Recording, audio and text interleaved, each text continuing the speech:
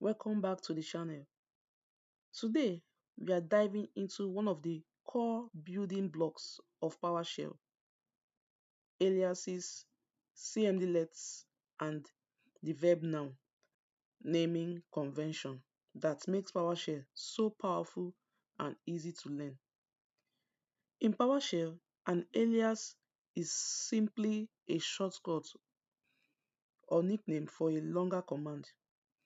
It helps you type faster and keep things familiar, especially if you have used Linux or the traditional command prompt.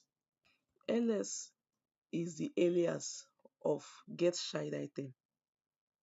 ls and getChildItem do the same thing. It's ls, then I do getChildItem.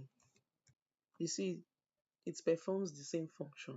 Let me say for an instance or for a scenario, you want to use the getChildItem, then you forget to use the command, you don't remember it as getChildItem.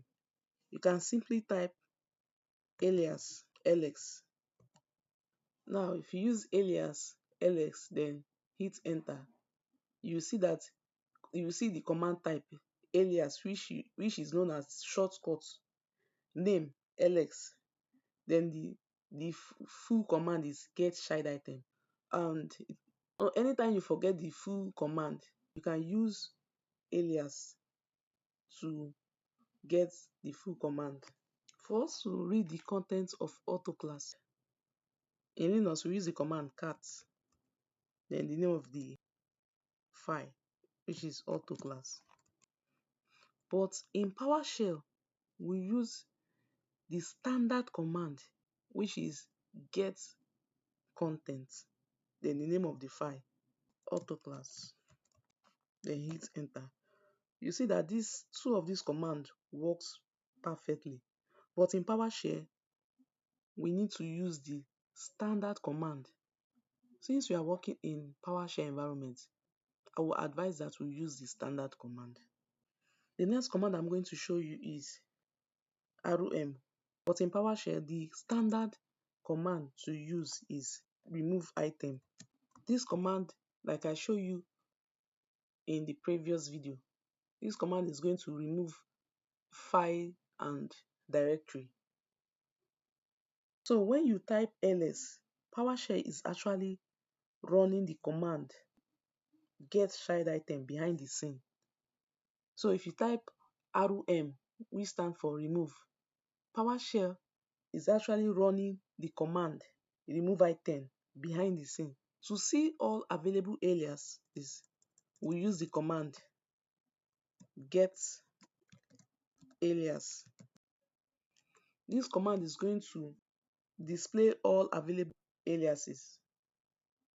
A cmdlet, spelled cmdlet, is a small built-in command in PowerShell that performs a specific action. Cmdlets are object-oriented, meaning they work with structured data, not just plain text. Example is getProcess. This cmdlet is going to view running processes. To stop a service, you use the command stop service and the name of the service that you want to stop. Once you click enter, it's going to stop the service. So this cmdlet follow a simple and consistent pattern, verb-noun, which bring us to the next part. Every PowerShell command follows a verb-noun naming standard. The verb tell PowerShell what action you want to perform, and the noun tell it what objects you are working with.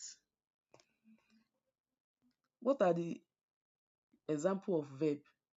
Get, set, new, remove, rename.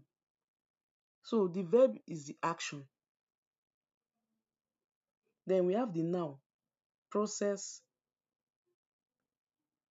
service, item, user, etc. So these are the nouns. So in this diagram displayed on the screen, you see that get process, you see the result, get hyphen process, which is showing, which is the combination of the action, the verb and the noun. The verb is the action, while the noun is what the action is acting on. And you can even explore all approved verbs using this command, get verb. So this command is going to display all approved verb: reset, resize, search, select, set, show, split, step, switch, undo, and so on. Let me give a quick recap of what we discussed about in this lesson. Alias are shortcuts like ls for get child item. Cmdlets are PowerShell's built-in commands. Verb-noun naming makes PowerShell predictable and beginners friendly. If this helped you understand PowerShell a little better, don't forget to hit that like, subscribe, and share button. It really helps the channel to grow. Thanks for watching, and I'll see you in the next one.